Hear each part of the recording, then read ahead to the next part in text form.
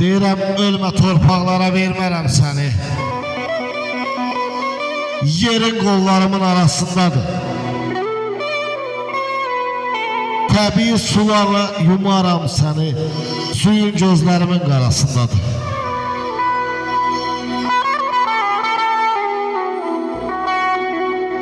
Atamın məzarın əlimlə yardım,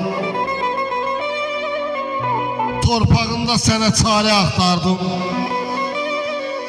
Dolanardım, dərmanını tapardım, bilsəydim dünyanın harasındadır.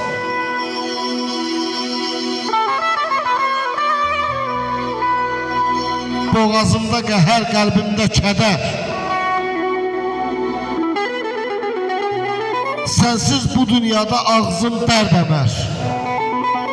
Əyyuba kim yanar sən yanan qədər? Ananın ürəyi balasındadır. Ananın ürəyi balasındadır. Allah dünyadan köçən analara rəhmət eləsin. Analı dünyamız var olsun. Allah